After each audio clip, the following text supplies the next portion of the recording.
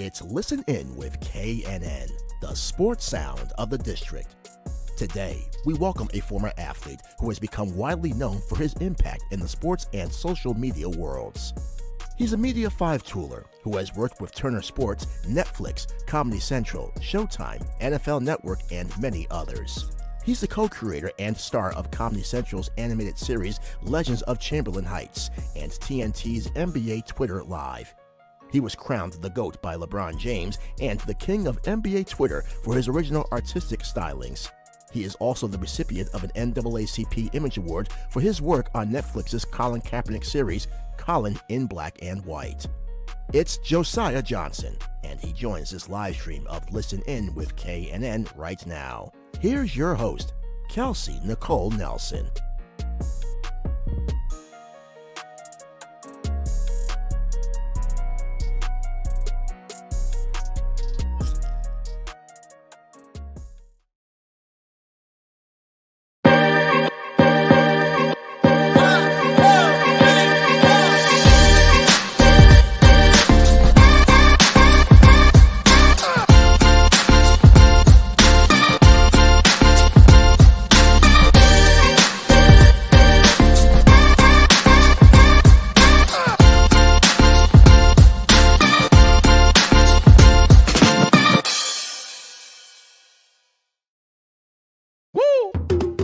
It's Listen In with KNN, the sports sound of the district. We bring you the biggest guests, great analysis, and the hottest sports stories in the nation's capital and beyond.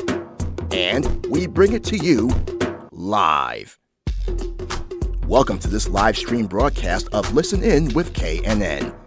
Here's your host, Kelsey Nicole Nelson.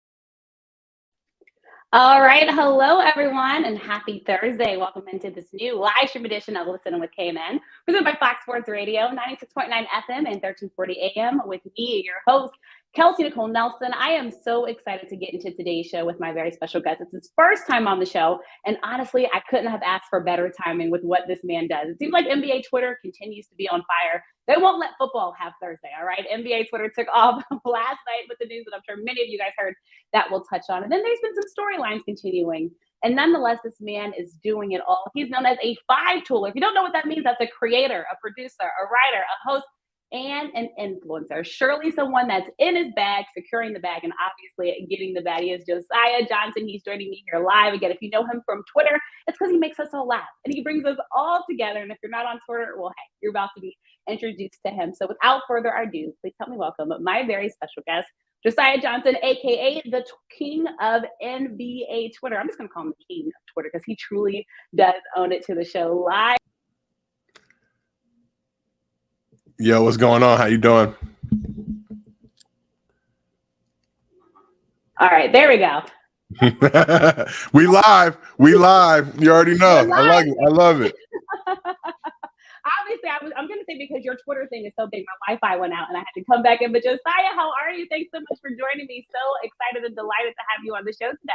I'm doing well. Thank you so much for having me. I really appreciate the intros, the kind words, all that good stuff. The soundtracks. I was over here buzzing in the back room, getting ready to go on. So excited to be here. You can dance. I saw you dancing. A little bit. I'm a little, I got some questionable on beat issues, but do my best.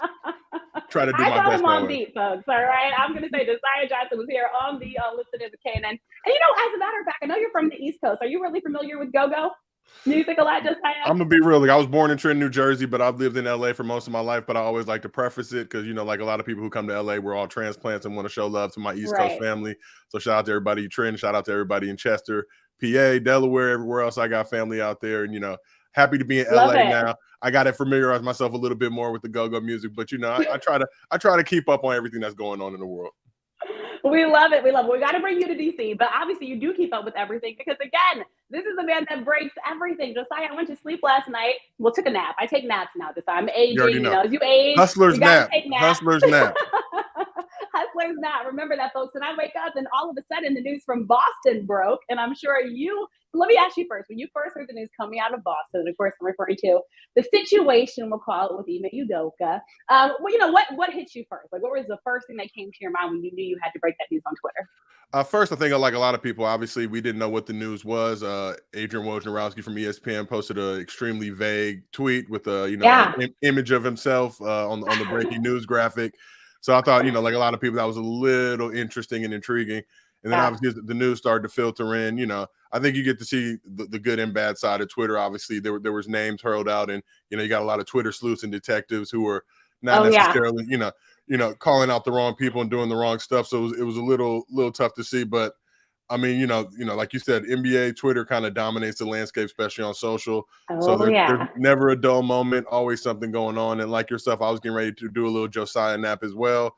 Then that thing Best came thing to the ever. timeline. And the thing about how I move on social now, I've seen a lot of people kind of post some questionable out-of-pocket stuff. I always try to be respectful of the situation, and obviously, once the news kind of broke what it was, that was not something really I'm gonna dive into. Obviously, I'm gonna be respectful for all parties involved, but I can't say that for everybody. I can only speak for myself. So to see kind of how the reaction is a little questionable, a little concerning, but that obviously is Twitter in a nutshell and how people overreact to situations. As more news trickles in, I was a little confused, obviously, understood the kind of severity and magnitude of the situation, but I don't know if it necessarily warrants a 1-year suspension, and why not just fire him if that was the issue. So there's a lot of questions I'm sure that a lot of people have. They'll be answered in the coming hours and days. So we'll all kind of wait and see what it is.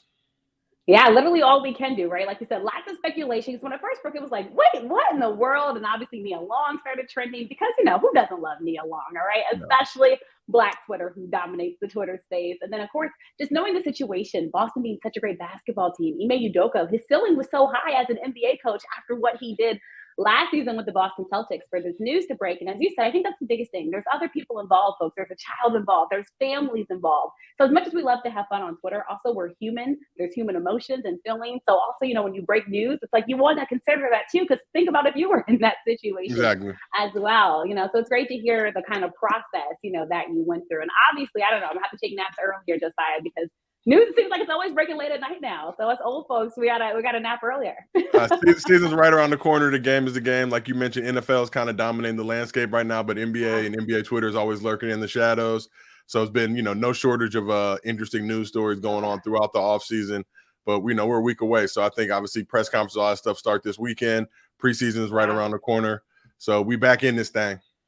We're back in it. And again, this is why I had to have you on this show, because basically the NBA is really about to take off. So again, NFL, have your time, but NBA is back, and we're obviously so excited about that. And as we talk about the top headlines, one of the other big headlines, let's go to the football world, Brett Favre, obviously. So another big story, folks. So, this one goes back to Brett Favre, of course. He, is loved by some as the quarterback and what he did in the NFL, but $5 million welfare scandal, misappropriated funds to build a volleyball stadium when folks in Mississippi are looking for their money. And this is by note the poorest state in the entire country. So, when you look at this situation, and obviously there's been jokes about it and memes and situations like that, Josiah. And I know this is also something that you probably also had to share on Twitter, but, kind of a more serious situation because of all the people that are involved. What about this news when it hit you, and how you kind of went through the process of breaking this one on Twitter? I mean, look, I think it's extremely disappointing, obviously, especially for the people in Mississippi, like you mentioned, poorest state in the country. You're taking from the poorest people to do things like build a volleyball stadium, and more concerned, are anybody going to find out about this? Well, now everybody knows, buddy. So, there was tons of coverage on it. I feel like, sometimes, especially in the Twitter world, we tend to sensationalize certain things and not give as much attention to other things. I feel like this Brett Favre story deserves all our attention and focus just for the depravity and how kind of despicable it is. And this is, we talk about Brett Favre, somebody who's had situations previously during his career. A lot of people kind of made the argument that, he's not a current player anymore, and that's why it's not getting the attention that it deserves. Right. So we're talking about a Hall of Fame quarterback. At one point in his career, he was considered one of the greats, one of the best to ever do it. And I think just given the magnitude and severity of that situation, it deserves a lot more attention. And, we'll see what the legal process has to say and how it's going to play out. Again, you talk about all the stuff going on in Jackson with water issues and not being able to have clean drinking water. And you're talking about millions and millions of dollars getting, basically stolen from the poorest people of the state to build a volleyball stadium. It's very questionable, very sad.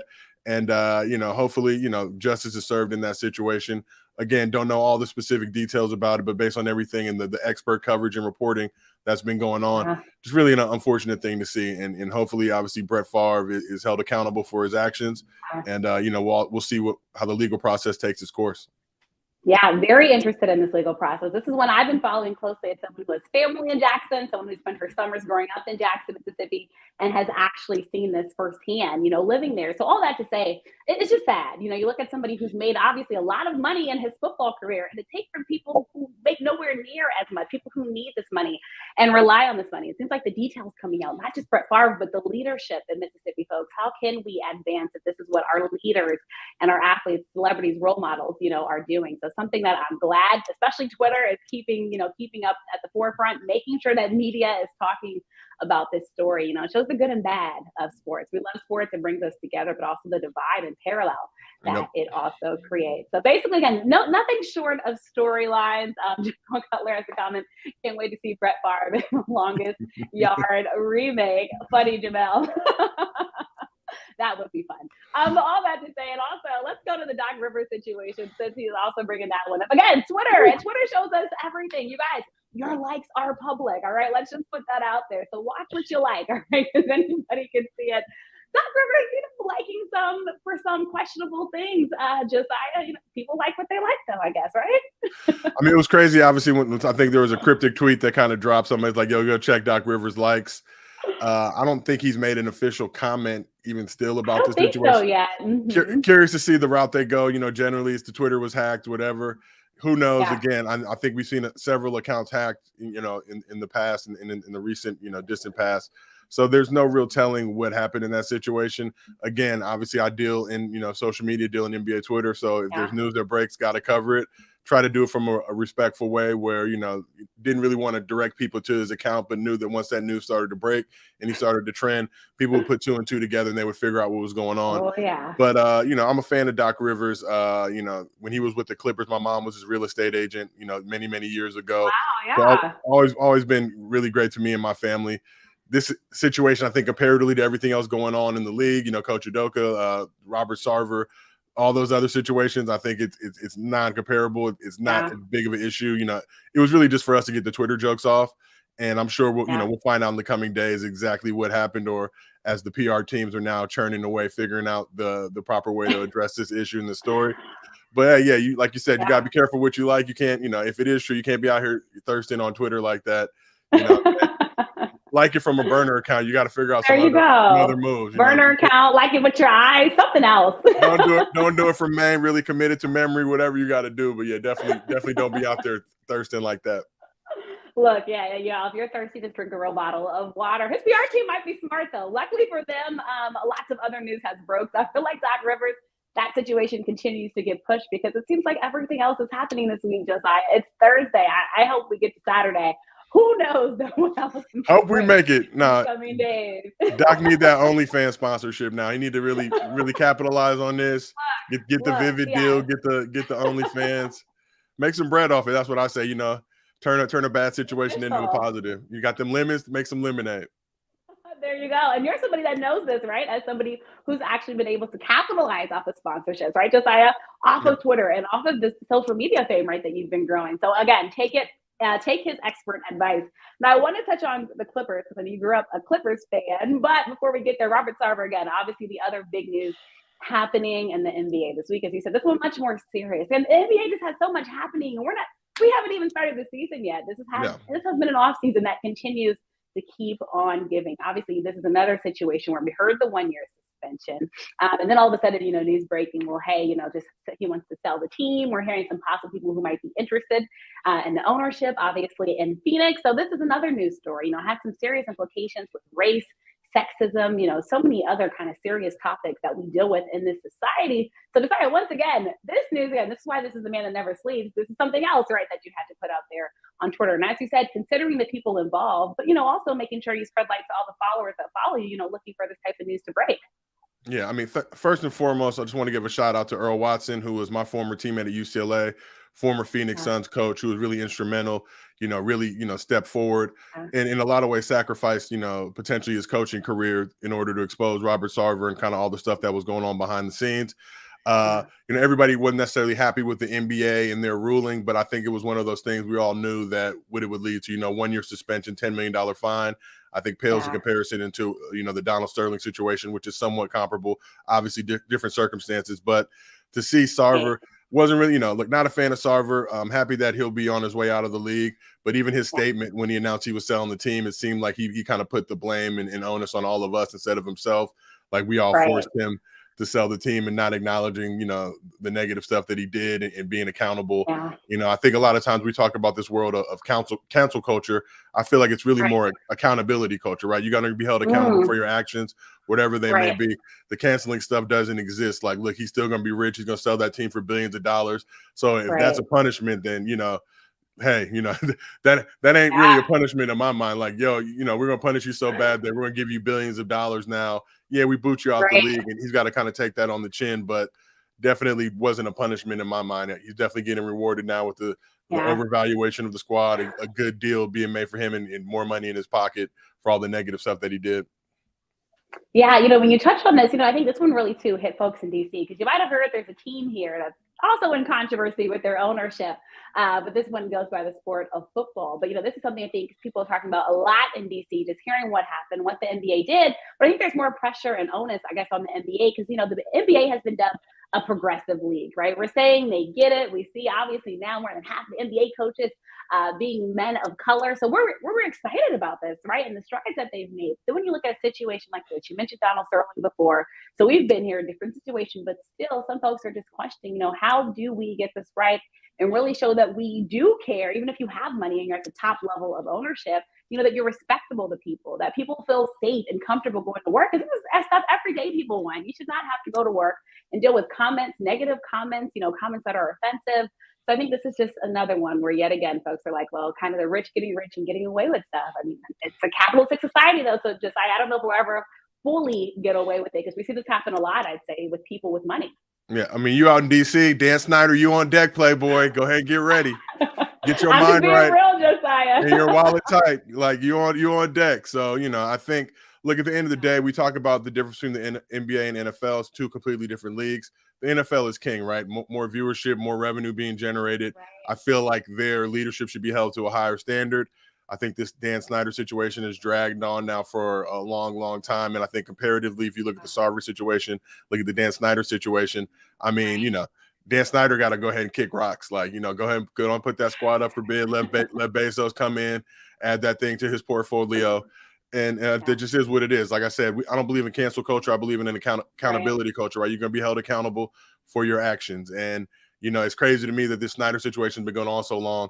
And really the person who suffered the most is probably John Gruden, who literally just got caught in the crossfire for some other stuff that he had sent over in text messages and emails and things like that. So, look, the game is the game. Like, if you're an owner, we talk about holding players to a standard. We talk about holding coaches to a standard. Then ownership needs to be held to a much higher standard. Obviously, they own the teams. They're a reflection of the league. They are literally one of, in the NFL's case, the 32 owners. NBA's case, the 30 owners. Like, that is what it is. You're one of 32 people, and it's elite, kind of old boys club. So they need to be held accountable for their actions. When we talk about accountability, I think that's huge because accountability, I think, crosses all spectrums of work. That's what we want at the end of the day, people just to be held accountable for their actions. And so you talked about it at the ownership level. It starts there, I'd say. It always starts with leadership. We look up to leadership. But in the Robert Sarver situation, we did see NBA players kind of coming out to speak on the situation. So do you feel like that's kind of what first needs to happen? Because it seems like, people with powerful voices in society, when they say something, then society reacts. Now, you wish it would be more proactive, right? But unfortunately, it seems like we live in a very reactive society where once things are said, and even I'd say Twitter, and I think you helped this conversation, when things start to trend, then folks kind of have to start talking about it, right? Because a lot of stuff happens on social media. So as we talk about the power of players, and you're someone that has some very big players, Josiah, that follow you, obviously interacting with NBA players, just how important are their voices in today's society? Well, when you talk about NBA versus NFL players, it's the same thing. It's two different leagues, two different pay structures. NBA guys have a lot more freedom, I feel like, to speak their mind. Their contracts are guaranteed. You know what I mean? When you talk about on a per player level, it feels like they're making more money than a lot of these NFL guys. So it's tough when, unless you're one of the big name players in the league, the Tom Brady's of the world, that have that ability to go do it. But I'm just so proud and appreciative of guys like CP3, guys like LeBron James, who continually use their platform. I think it's sad that we live in a world where, when those guys do that, now the expectation is they got to solve all the world's problems. Like LeBron's got to go fix every other country. This guy plays basketball for a living. He's not a politician. He's not an elected official. But I do really appreciate him using his power and influence and obviously his large fan base to leverage his feelings and emotions about certain things. And I feel like him, CP3, and some of the other guys who spoke out were definitely instrumental in getting Sarver out the paint. So, you'd like to see similar stuff on the NFL side, but I also know these guys' bags aren't nearly at the level of the NBA guys, don't have guaranteed contracts. There's a lot more risk that they take doing it. And ultimately, like you said, it's not on them, right? It's not whether they want to speak up or speak out. I did a show with Colin Kaepernick, and I think he obviously made the ultimate sacrifice in terms of his professional career to stand on what he believed in. A lot of guys are going to do that. And obviously the league made an example of him, and he still hasn't played to this day because of it. So, a lot of guys are fearful that this is how they support their families. But again, this is not something that they need to be forced to do. There's people that literally are in higher positions of power, the media. We got politicians, we got all types of other people who need to use their platform to do the same thing. Completely well said, Josiah. And as someone in DC who lives and breathes this every day, not too far from the White House, not too far from Capitol Hill. Again, we have people that we put in power, by the way, to do these jobs. And of course, we do appreciate when athletes speak up and speak out. I'm someone that loves to use your platform for a purpose. And there's some serious situations that are happening in this country that we do hope that they can speak up on. But like you said, they can't fix everything. As much as we love King LeBron, he's not an actual, well, he is a king to many of us, but he's a king to the Black king, community. He's our monarch. Him and Savannah are our royal family. You know what I mean? And we respect him for him using and leveraging his voice, his platform to do the things that he do. Having said that, that don't mean he need to be responsible for speaking out about every single thing. It's crazy. I see all this stuff on social. Well, how come LeBron's not talking about this or that? And it's like, well, how come you're not talking about it? LeBron need to do everything. Why don't you use your platform to do that then? If it's such an important issue to you, LeBron's not going to be able to talk and speak on every single thing that comes through. But he does an amazing job of supporting the things that are valuable to him, the things that he's interested in and he's concerned with. So, kudos to him. Like I said, kudos to CP3 and the rest of the guys around the league who definitely use their voice to get Sarver out the paint. We saw a similar situation with Donald Sterling. Men like that have no place in these professional leagues. And I'm glad that their transgressions and their issues are being brought to light, and they have to, now pay the consequences for those actions. Like the rest of society. And by the way, LeBron is putting action behind his words. Folks, he built a whole school, the I Promise School in Akron. We know the achievement gap that exists with our Black babies and white babies in this country. So there you go, stepping up to help solve the education issues that persist. So once again, LeBron doing what he can using his platform. And you talked about a guy, Colin Kaepernick, who again, kind of is, I'd say, synonymous now, I think, with social justice in sports. You had a chance to work with him. He's a guy, I'll be honest, just a lot of us don't get to hear from him a lot. But the fact that you got to work on this series, Netflix, Colin in Black and White, which, by the way, folks, made Josiah an NAACP Image Award winner, all right, for this one. Congratulations, by the way. Thank you so much. Very, very huge for the work that you did on that. But let's talk about this and what it was like working on this 6-episode drama series that premiered back last year, folks remember. But I thought this was something that was really great because folks that didn't know Colin Kaepernick's story, I think they got an inside look into the man and who he was, because so many just knew him for football, right? Which a lot of people do. Athletes, we like them for that, but there's so much more. So I want to talk about that because I know specifically for you, you worked a lot on the Decision episode, right? Yeah. And some others. But let's talk about this, what it was like to work with Colin Kaepernick and what it means for you now to have that out there and that to be part of your portfolio. Well, I'm a Raiders fan. That's my squad. That's who I rock with. Colin Kaepernick's literally the only person that can ever get me to wear a Niners jersey. I think, I was super supportive back in 2016 when he first started, his peaceful protest and started the movement. And then to look at the reaction several years later, it was Blue Lives Matter and all that type of stuff back then. Then you got people storming the Capitol. Suddenly Blue Lives don't matter anymore. So just to see the hypocrisy in the nation and the way that he was approached, perceived, vilified, by the powers that be, former leadership, things like that. And to get the opportunity to actually meet Colin, talk to him, look him in the eyes, have conversations with him. He's just an amazing man. I think, he continues to do a ton of great work through his various charitable endeavors, including the Know Your Rights camp. And that's the thing, he's not very active and out in the streets and all in front of the camera. He's just behind the scenes working, handling his business, doing his stuff. And, there was a lot of criticism for him at first saying he just wanted attention and he just wanted the limelight. But I think anybody who knows Cap knows that he shies away from that type of stuff, not interested in it. So to be able to work on this project with Ava DuVernay and Michael Starberry, who's my close friend, who was a showrunner on the project, and just to be able to get to go inside Colin's life, understand the factors and variables that made him the man that he is, and that ultimately led to his decision to, make these peaceful protests, essentially sacrifice his career. I think a tremendous, amazing experience. You're talking about a guy in Colin who only had one football scholarship coming out of high school, gave everything he had to be a quarterback. And if you really knew how much it meant to him to be a quarterback, you would understand how much it meant to him to have to sacrifice all that and stand up for what he believes in. And, there's a lot of, I think that series got a lot of positive reviews. A lot of people could understand and relate and really connect with Colin. Obviously, a lot of negativity as well. But, like you mentioned, LeBron James can open up a school, and I look at his tweet announcing he's opened up a school, and it's full of just hate, negativity, vitriol. So this is just a part of the Black experience in America. But like I said, Colin Kaepernick is the guy that I have the utmost respect for, and I was truly honored to be able to have a small part. And shout out to the rest of the crew. Shout out to Ava. Shout out to Starberry. Shout out to our incredible writing team, the production team, cast, crew, everybody. I think really brought it. And for me, it was just amazing to be a part of that. I was able to write an episode. I was also able to do a story by credit on another episode on the final one, which you mentioned. So whenever, I cherish those moments, just the opportunity to be around him, to get to know him better. And I'm forever a fan of Colin Kaepernick. So well said. That series, again, folks, it's great. If you haven't watched it, you need to watch it. I thought it gave a great glimpse into his life, and especially his background, right? Growing up biracial, but then growing up with this, quite frankly, white family, right? When everybody after school, you kind of stand out, right? As a Black man in society. And Josiah, you working on this project, I'm curious, was there anything surprising that you learned about Colin Kaepernick that you hadn't known before you started working on this project that you learned that kind of made you have that aha moment? Well, just understanding the circumstances and factors that he dealt with growing up. Obviously, he was adopted by two white parents. Was born in the Milwaukee area, moved to Turlock, California. I live in Los Angeles. When you think of California, you think of it as a blue state, and obviously it's very, very, very progressive. But there's definitely areas and pockets of it that are not. In Turlock, I feel like represents one of those areas. Central California, a little bit different. When you're driving through, you're gonna feel some of the same things you might feel in the South or in other parts of the country. So for him to kind of deal through all that, and he was blessed to be able, a high level athlete, football, baseball, basketball. Didn't realize that he had so much game on the basketball court as well. So I got I'm a former basketball player, got a ton of respect for him on that side.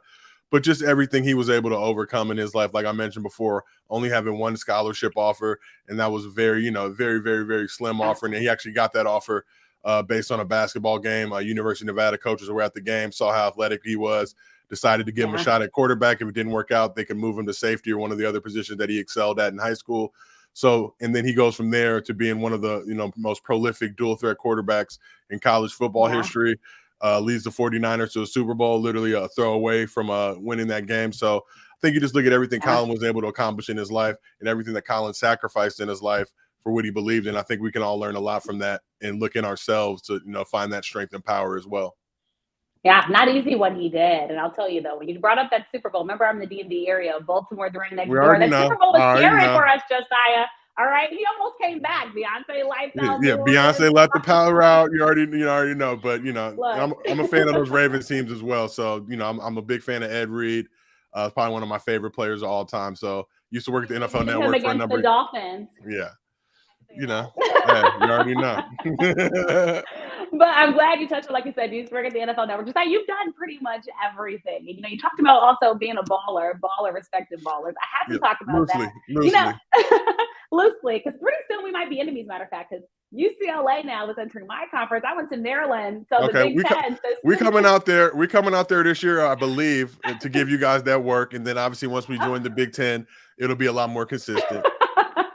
Disrespect on my own show, but it's okay because I just met Josiah, folks, so he's still getting used to me. I'll keep the East Coast girl behind me. But all that to say is I'm excited about that. And I think this is exciting. First, let's talk about that because, it's a new rivalry. Obviously, the Big Ten growing. But you, as somebody that played for UCLA, when you first heard this news drop, what was your first thought? Excited about it? Were you a little sad? Because I know I was here when Maryland switched from ACC to Big Ten, and I was the one that grew up, watching those Maryland Duke rivalries. I was excited about the Big Ten move, but still, those ACC rivalries, those were great. Like, there's nothing like those Maryland Duke games being in the streets in College Park and experiencing that. Already, I mean, like I never got the opportunity to be on College Park, Maryland, but heard a ton of amazing things about it. You guys obviously have a very, very storied program. When I was coming up, guys like Juan Dixon, Steve Blake, that whole crew, guys I had a tremendous amount of respect for. So when I first heard the news, I was a little concerned, like a lot of people, playing a Pac-12 schedule. You're not flying more than like 2.5 hours, 3 hours at most to get to the different schools. Now you talk about joining the Big Ten. I think Rutgers is probably the farthest school geographically on the map. So, talking about going all the way out to New Jersey, my neck of the woods.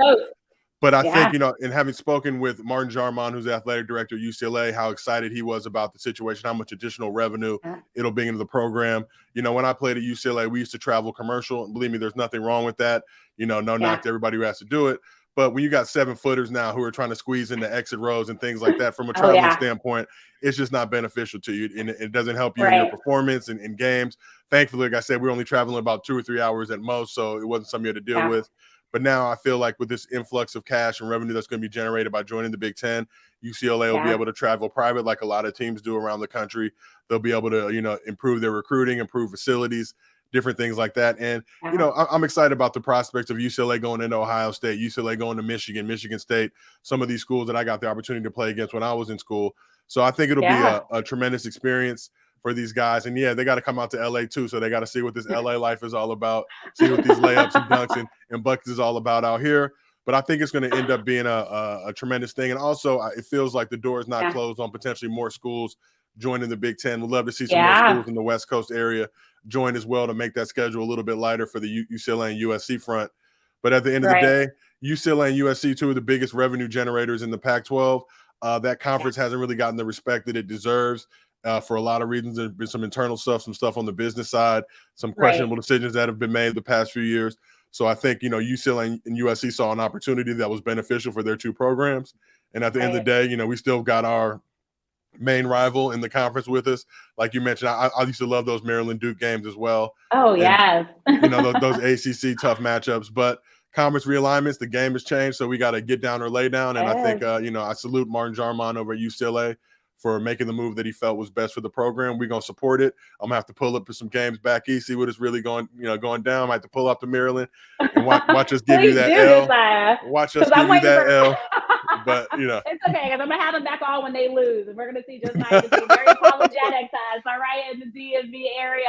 But excited for that. And I think for the guys, too, getting a chance to go coast to coast. Because you know this. I mean, you grew up in Jersey. And there's a lot of people that, unfortunately, sometimes don't even get to go to the other side, right, of the country. Because it's expensive. You got to have money, right? Yeah, you got big money. Look, I'm 6'7", so when I travel, I need the lie flat. I will go to an airport that's out of the way in order to get that full recline lie flat. And that completely changes the flying experience. If these guys were flying coach, flying commercial, it'd be a lot different ball game, and I would definitely not be a fan of the move.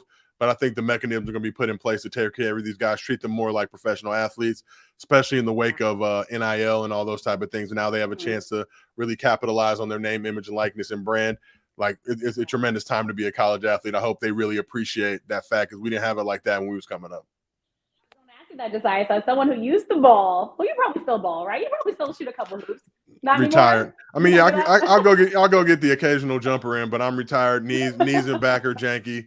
Happy, comfortable with my athletic career. Happy for this next phase of life. Do more watching, obviously, than participating. Like, nothing wrong with that. I also sometimes I still go up. But like you said, the knees change, folks, as you get older. All right, I promise you. So you can't do the same things that you used to on the basketball court. When you look at the guys now that can make some guys, especially, making a lot of money off this NIL. What for you? What do you hope that they really capitalize on? I'll say, now that they can have the opportunity to make this money in college that we've been begging for I'll say decades, right? For college athletes to get paid, especially when we see college coaches getting paid like they are right now in college athletics. I hope take care of their bread. I think, any college athlete now to have the opportunity to be able to support themselves, support their family, take care of their bread, understand how taxes work, understand that lump payment, you're not getting all that bread. Your Uncle Sam is coming through the crib to get his fair share. So just understanding that side of it, but also still, putting the work in, understanding what it is. It's a business, but at the end of the day, they're there to be quote unquote student athletes. So make sure they perform in their particular sports, make sure they perform in the classroom to stay eligible. But just capitalize on all of it, but really look into these deals. it's kind of like the wild, wild west now. It's extremely shady. Yeah. So make sure they're making sound business decisions, getting sound advice from people who are more knowledgeable than them about these particular subjects. And ultimately, get that bag. I'm all for people getting their bag. It's one of the things I stand on. Go ahead and get your money. And while you can, yes, like capitalize, folks. Colleges, again, are making so much money off of college athletics. It's beyond time that athletes could secure the bag. And you talked about also making sure that they do well in the classroom as well as their sport. You live this, right? Because I believe my research, Josiah, didn't you have like a 3.8 at UCLA? I mean, I'm not, if you're going to gas it up, put a little extra on it, I'm not going to argue or debate with that. I won a couple academic achievement awards on the squad. I graduated with like a 3.5 in my major or something like that. So I understood the value and importance of hitting the books, and also just how that'll set you up for the rest of your life. I'm gonna be real. I don't remember a lot of the classes I took, but it's more preparing you for being an adult, how to show up on time to things, how to, be committed to things when you need to do it, how to, do your job on and off the court. So game is a game, classroom is a classroom. Go ahead and hit them books. There you go. Hit the books again. You guys heard it here first. History major, right, that you graduated with from UCLA. You already know. I had to get it going. And was not a teacher or a lawyer, contrary to popular belief. Everybody used to ask me, are you going to be a teacher after that? Like, no, I'm going to go ahead and run Twitter. See about it. There you go. You called it. You spoke it into, you manifested it and spoke it into existence, which I think is huge, though, Josiah. Because, I mean, obviously, and I don't know how many people know. Well, people should know this about you, but, son of an NBA veteran, right? 5-time All-Star. So I think, when you were growing up, though, what was the dream? Like, obviously, Twitter came after, right? Young Josiah was born. So, I mean, if only you knew, though, probably what you'd be making off of Twitter now. But what was the dream growing up for you? Growing up in New Jersey? Yeah. Definitely want to follow my father's footsteps. Initially it was NBA, but was also, he was towards the tail end of his career. So he did a ton of stuff in the entertainment side. He was an actor, got to spend a ton of time on different TV and movie sets, and really had a love for that even as an early age. I was writing scripts. I was so interested and fascinated with just creation, production, and that whole side of it. So I'm super thankful. Obviously, I got a college scholarship to play basketball, and was able to do stuff now in my post career, like you mentioned previously in the intro. So get to work with a lot of amazingly talented people, a lot of incredible opportunities, get to see a lot of things, so I'm super, super, super thankful of my journey. Really wouldn't change much, probably would have worked out a little bit harder in college just to see if I could really make that thing cook, but no regrets either way. I love that. If you're talking about college, Chris Pompey wanted to ask you, what kind of schedule did you have as a student athlete in college? And then I'll add his second part of his question, did you have any mentors? So schedule in college, as far as I can remember, we had to take classes that were done around like noon, 1 o'clock.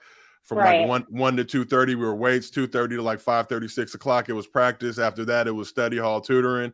Get home like 7 or 8. Have to go study, get all that stuff going, rejuvenate your body, legs. If it was the weekend, maybe partake in a little bit of nightlife just to get the full college experience. Just a little bit. And in terms of mentors, I've been blessed to have so many mentors in my life, so many people, and that's why it's so important to me now as I've gotten older to be a mentor to this next generation, to show them all the things that are possible, things they can do. Like you mentioned, when I was growing up, we didn't have social media like this, so we didn't know what a Twitter was or a TikTok or Instagram or any of these things.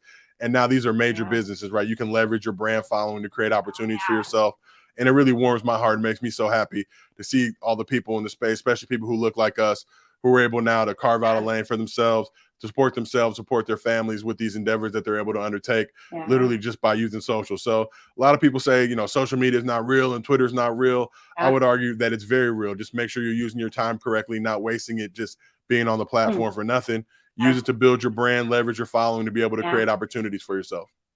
And again, Josiah has created so many opportunities for himself based off of social media. So again, creating your own path, walking in your own lane. We have another quick question for you, Josiah, about UCLA. Do you have any good Steve Lavin UCLA stories? He was really good when he coached at America. He calls it America's College. Yeah, I saw that comment earlier. I kind of just shook my head. America's College.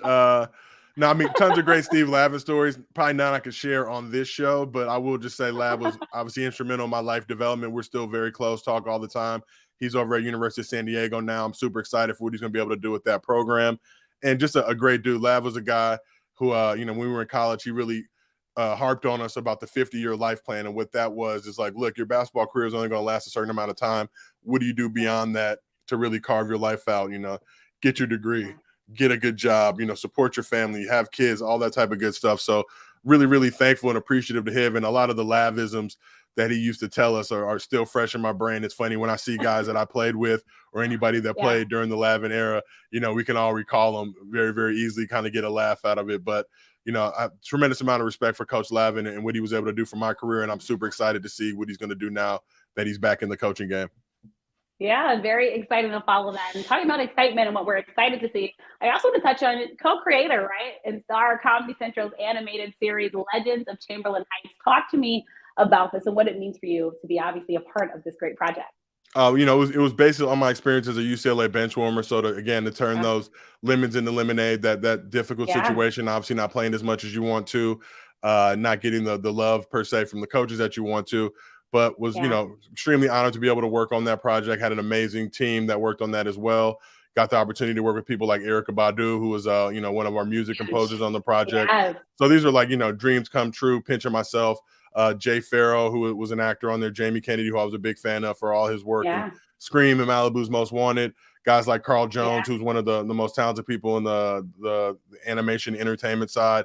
Devon Shepard, who was our showrunner, who's worked on pretty much any, if it's a Black project that was successful, odds are he worked on He's done it. And then guys like, Michael Starberry, who, was a co-creator on that project, got to work with him again on Colin in Black and White. And then Quinn Hawking as well, who's my former teammate at UCLA, who we created the show together as well. So I'm so blessed and thankful. And as I've gotten older, I really just appreciate all these opportunities and blessings I've had. They really humble me and make me just, motivated and inspired to keep working. Like you mentioned earlier, with just mentors and people who are willing to take time out. And, you hear the horror stories of Hollywood. There's definitely a lot of negative side of it, but there's a lot of people there trying to uplift you, trying to get you to where you want to go, that genuinely want to see you succeed. So I'm the type of human being, I just want to see people win. I'm going to do whatever's in my power to help them do that. And I'm so thankful and appreciative of the people that helped me get to where I'm at and help me win.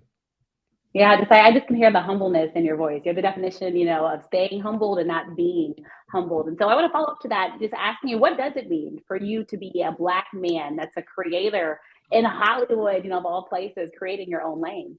Well, look, I think when you look at the history of this country, these opportunities weren't always available to us. And if they were much more reduced, and there just wasn't as prevalent as it is now. It's getting better, not anywhere near where it needs to be, but I do take a lot of pride in just being able to be amongst that circle of people and also just learn. And this is something I really express to kind of the younger generation of people that I now mentor, that you got to put the work in. You can't cheat the game, and understand that no matter what, you're already coming in a step behind other people who may be more privileged or have more opportunity. So you got to do what you can't make excuses. You can't cry and whine about it. You just got to do what's necessary to get to where you want to be. And, even myself really using social media and Twitter, after Legends of Chamberlain Heights got canceled by Comedy Central, I didn't work for a long time. Nobody was answering my phone calls. People were more than happy to use me as a cautionary tale of what happens if you don't act a certain way when you work on these projects. So I was able to leverage social media, build my following. And now those same people are offering me jobs and telling me how much they believed in me and how much they always loved me and things like that. So when you mentioned being humble, I don't believe any of the hype. I just kind of keep grinding and working every day. I have goals that I set. Once I reach those goals, set bigger goals. And that's just kind of how I operate.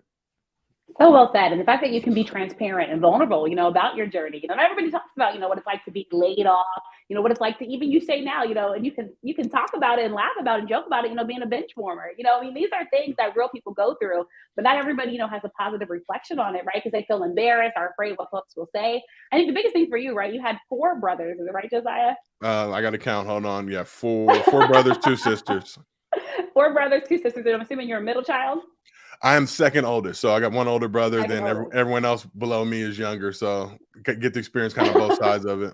There you go. So grown up, okay, second oldest, and then again, son of a basketball great, right? And then you go to UCLA. You had a brother, right, that also played there as well. So I feel like probably you went in with these expectations, and so I think probably for you to maybe not get the playing time you wanted, you could have turned that into a negative situation. Been salty and mad at life, but instead you turned that into a learning situation. And again, I feel like you're following up on it now and actually making money off of that life situation. In the moment, I was definitely salty. I'm not going to sit here in front or play games, but I think that's a part of the maturation process. As you get older, you grow in life, and it's really going to determine whether you're able to shake those things. I'm sure you can meet a lot of people as they get older that are still bitter about situations that maybe happened earlier in their life, can't get over those things.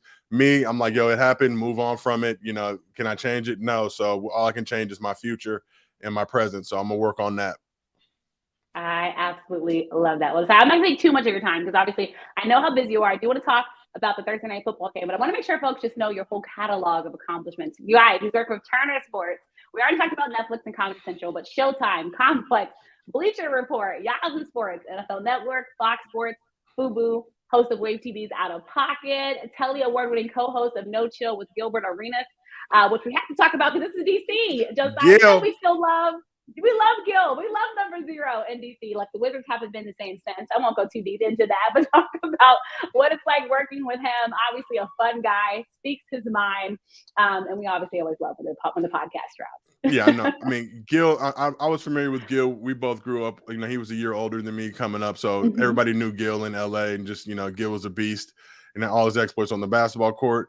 But to get the opportunity to work with him now on No Chill and just really see the other side of him, just who he is as a man, I'm really appreciative of it. I think, when you look at Gil from the outside looking in, there's some people who have negative viewpoints of him or whatever it may be. And he's definitely had some transgressions in life, but I think he's grown from to learn from those things. But extremely intelligent, extremely nuanced, basketball savant, understands the game at a level that few people do.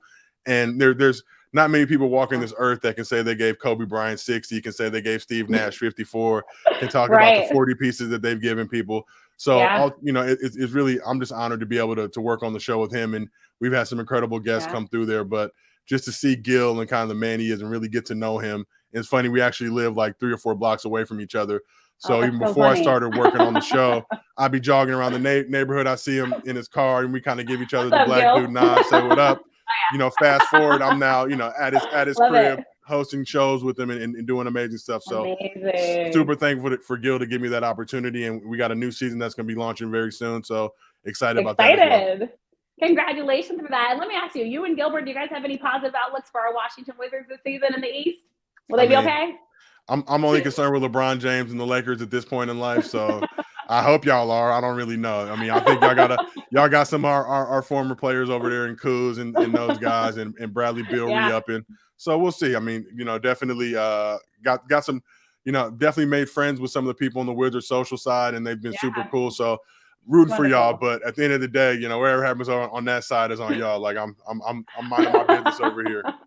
He's staying in LA. Well, you will have your hands busy with that LA Lakers team because we've seen also all the stuff that's been happening with them. But you guys also, he's been a part of NBA Twitter Live. You watch basketball shows. You've probably seen him, but this is something I thought was really cool, Josiah. Part of OWN Network's Cherish the Day with Oprah. Josiah, from Trenton, New Jersey to working with Oprah. That has to be pretty cool. Shout out to Ava DuVernay. I will continue to give Ava her flowers as often as possible. So did Colin in Black and White with Ava. She was so impressed with my work on that show. She asked me to come on along with our 2 amazingly talented showrunners, Terry Schaefer and Raynell Swilling, who were co-EPs on the Colin Project. They were showrunners on Cherish the Day. Gave me an opportunity. It was a new thing for me writing drama, just to be able to be around them and to learn from them and just learn so much game and wisdom and knowledge. I'm super thankful for it. I think that premieres October 4th. So definitely, if you're into the OWN Network, that type of stuff, make sure you pull up, give us some love, because show turned out amazing. And then just to be able to work in that room, we did it all virtual, which was crazy during the pandemic. But to be able to work with an incredibly talented crew on that side as well. And if Ava doing it, it's going to be hot. So that's all you need to know. Oh, yes. One of the best in the game. And I love that you gave her flowers, and especially as a Black woman, making sure that you gave her flowers. We need so much more of that. So thank you, Josiah, for doing that. Before I let you go, there's kind of a big game tonight, Josiah, in the football world. And again, we have so many storylines happening. We've got the Cleveland Browns taking on the Pittsburgh Steelers. Might not be one that everybody's excited about, but over here we care about it. It's AFC North, right? So folks in Baltimore watching this game very closely after they're still getting over the Ravens and what they did against the Miami Dolphins. But what are you looking forward to in this Thursday night football matchup? Look, I'm a big fan of Mike Tomlin. I think him getting the Steelers, the black Air Force Ones, before the start of the season. Funny. I mean, that's all time for me. So, and he looks like Omar Epps, so got to rock with him. He does. Cleveland's going through some situations. I'm a Jacoby Brissett fan as well. So it's AFC North football, not necessarily the most entertaining. I'll just say that it's definitely grinded out, kind of old school football style. Hard hitting football, yeah. Yeah, but I wouldn't be surprised to see the Steelers walk out with the dub. Nice. I love that. Yes, Mike Tomlin was hilarious for that. Before I let you go, Josiah, talking about Cleveland and Cleveland Browns, probably one of the bigger storylines, of course, has been Deshaun Watson, but I think even more so has been some of the shirts and, kind of attitudes that we've seen Cleveland Browns fans displaying I guess you could say in support of Deshaun Watson. I don't know what to call their behavior for some of the stuff, but just, someone that follows Twitter and sees the memes, have you been surprised at all by the Cleveland fans that have kind of made a joke and mockery out of the entire situation at all? No, not surprised because I live in America, so you see all this type of stuff all the time. Definitely not the football gods probably will not reward them favorably for these actions. And it's just not it. It's not a good idea. Not feeling it at all. I mean, obviously, as initially when the Deshaun Watson situation happened, I just wanted to wait till more information was provided, more came out. Now that information has come out, he definitely deserves punishment. So ultimately, I don't think that anybody, we again talk about cancel culture, got to be held accountable. But if you can do the right things and improve your life from the things that you had in the past, I can't hold that over your head for the rest of your life. So if hopefully he's willing to own up to all these things, be accountable for it, and improve his life to really, get back on that field and do what he has to do. Yeah, nonetheless, again, Browns fans, well, like you said, you can't control America. Maybe nothing surprising, but a serious situation. But like you said, hopefully it is a learning moment for him. And then, of course, hopefully he just puts the work in to just try. All of us, at the end of the day, I think all of us at the end of the day just want to be better people, right? All of us just work to be a better person than yesterday. So all we can ask for is Josiah Johnson. It's been such a pleasure to have you folks. This is the first time I got the chance to actually talk to Josiah face to face. This is why I absolutely love doing live stream shows. Thank you so much for letting us steal some time and probably some sunshine from you on the West Coast. So enjoyed speaking with you. Before I let you go, any final words for the listening audience? Lakers in 6. That's it. Lakers in 6. You heard it here first, you guys. If it doesn't happen, come for his Twitter mention. Delete it. If it don't happen, do not clip this back off. I will not come back on the show. Okay. Put that need you back. Put that in the garbage bin. It is what it is. Now, thank you so much for having me on. I appreciate you. Thank you so much, Josiah. Have a great one. Keep up the great work, and we'll continue to look out for your new project. Oh, thank you.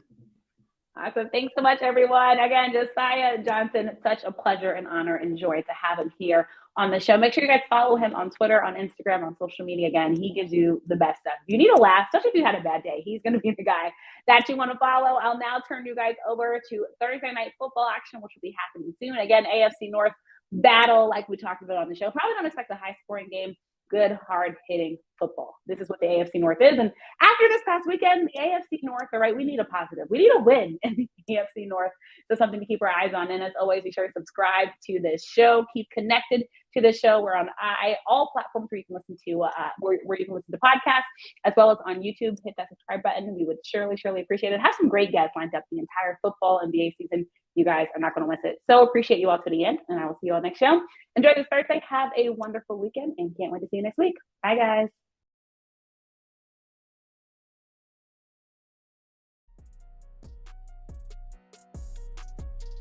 Follow Kelsey on social media at @TheRealKNelson. Catch episodes of Listen In with KNN on YouTube, on air at AM 1340 and 96.9 FM, Fox Sports Radio, on Facebook and Twitter, and online at KelseyNicoleNelson.com. Thank you for watching this live stream broadcast of Listen In with KNN.